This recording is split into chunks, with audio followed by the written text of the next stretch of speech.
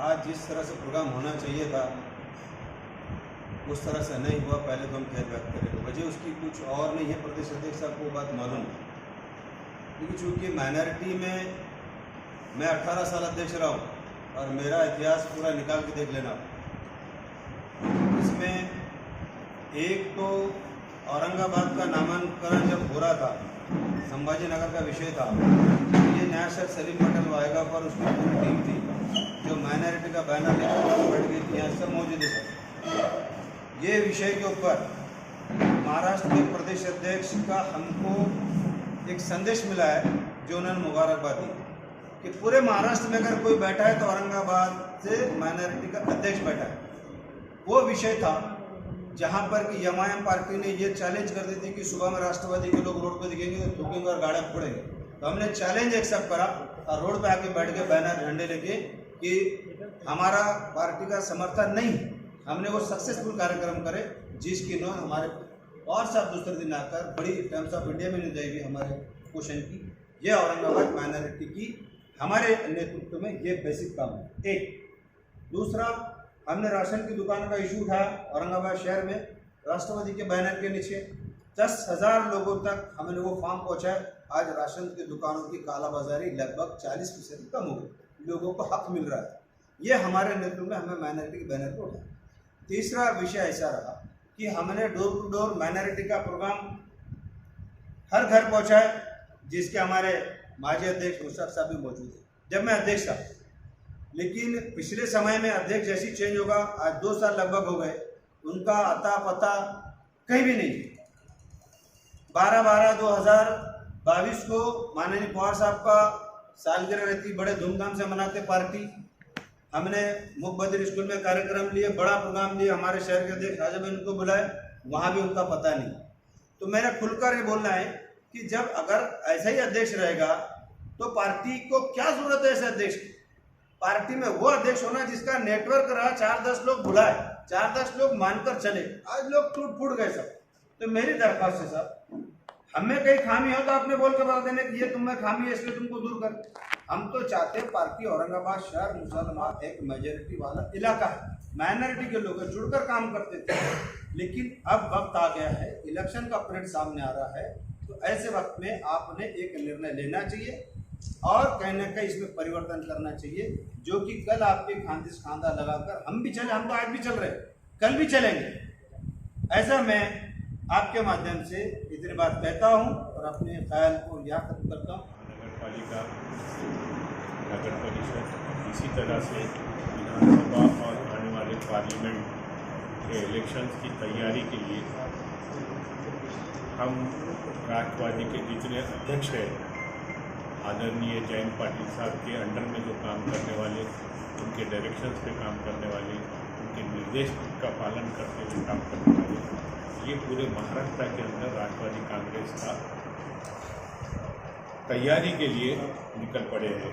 उसी की एक कड़ी मैं भी हूँ। मैं छोटा सा कार्यकर्ता हूँ, पहले राष्ट्रवादी का सिपाही हूँ।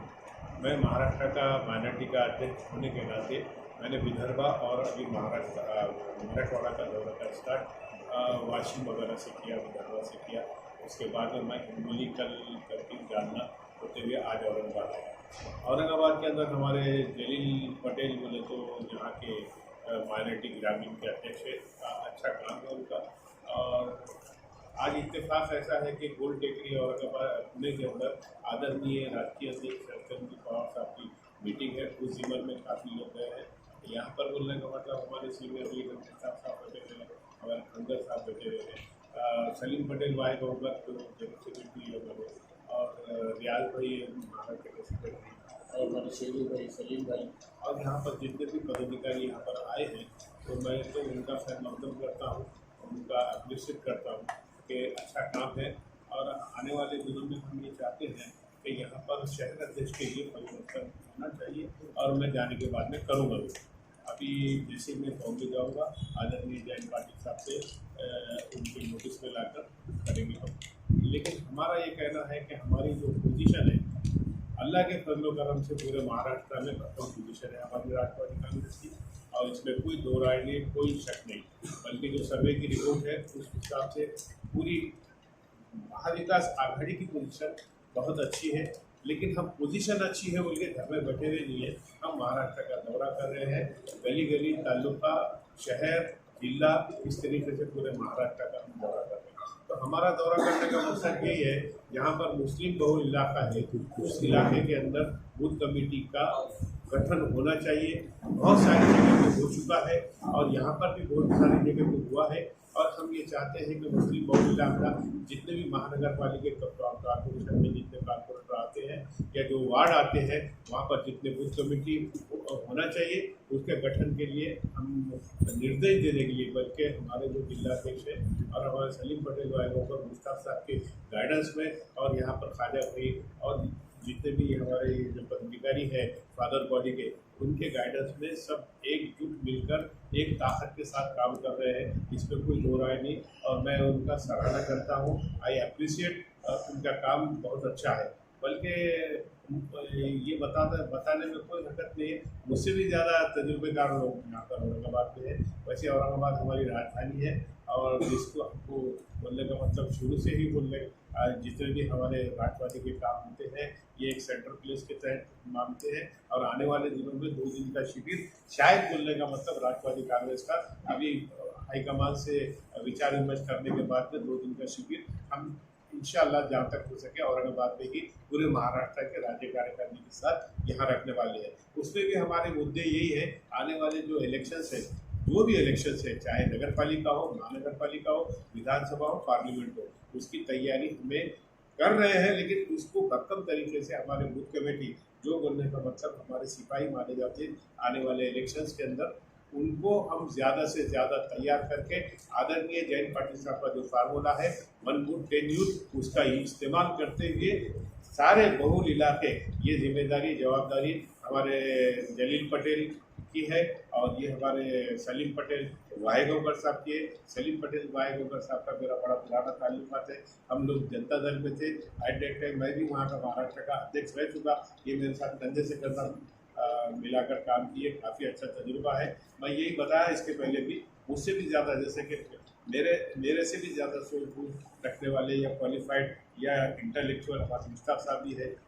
वो महाराष्ट्र की भागदौड़ संभाले हुए से भी है, वो उसमें कोई शक नहीं। एक प्रथा रहती है, एक परंपरा रहती, कुछ वजह से मैं महाराष्ट्र का अध्यक्ष हूँ। लेकिन मैंने अध्यक्ष बनने के बाद से लेकर अब तक के महाराष्ट्र का 2nd दौरा या 3rd दौरा है मेरा औरंगाबाद को। इस तरीके से पूरे ऑल ओवर महाराष्ट्र का मैंने दौरा किया। अब इसके बाद भी बोले तो मैं बॉम्बे, यहाँ से पुणे, अहमदनगर और बॉम्बे जाने के बाद पालघर वगैरह सब पूरे कोकण से दिल्ली जाने वाला हूँ, रायगढ़ वगैरह। उसके बाद मेरे उत्तर महाराष्ट्र का मेरा दौरा है। उत्तर महाराष्ट्र में 15 तारीख के बाद में उत्तर महाराष्ट्र, वो 1 हफ्ते का दौरा है। उसी तरीके से फिर मैं पश्चिम महाराष्ट्र जाऊँगा। तो हमारा जाने का मकसद सिर्फ यही है कि हमारे जो लोग हैं जो एक्टिव है, तो उनको और ज़्यादा चार्ज किया जाए, और उनको बोले तो मुस्लिम बहुल इलाका जो जिम्मेदारी और जवाबदारी हमारी है, हम ये समझते हैं। हमने माइनॉरिटी ने कभी भी बीजेपी को अपना दुश्मन हम नहीं समझे, नंबर 2 का दुश्मन समझे, नंबर 1 का दुश्मन हम एमआईएम को समझते हैं, जो ऐन वक्त पर आकर हमारे नौजवानों के ब्रेन से खेलकर उनके ब्रेन को प्रिपेयर करने का काम करते हैं, और वोट हासिल करने के अंदर वो जहाँ तक हो सके कोशिश करते हैं कामयाबी हासिल करें। लेकिन इसका जीता जाता स्वाद आपके सामने सबूत है। कर्नाटक के अंदर ये लोगों ने बहुत कोशिश किया, लेकिन वहाँ पर एक नहीं चली, और पूरे माइनॉरिटी वो समाज है, माइनॉरिटी के अंदर सिख हमारे भाई आते हैं, क्रिश्चियन भाई आते हैं, पारसी भाई आते हैं, जैन भाई आते हैं, नवबुद्ध भाई आते हैं, 6 कम्युनिटीज़ इसके अंदर आते हैं। तो मेरा मकसद और ड्यूटी यही है कि माइनॉरिटी के सेंट्रल गवर्नमेंट से और स्टेट गवर्नमेंट से जो भी फंडिंग आती है, जो भी बोलने का मतलब उनके लिए स्कीम्स आते हैं, वो ये तमाम जो हमारी कम्युनिटी है माइनॉरिटी की, उन तक पहुंचाने का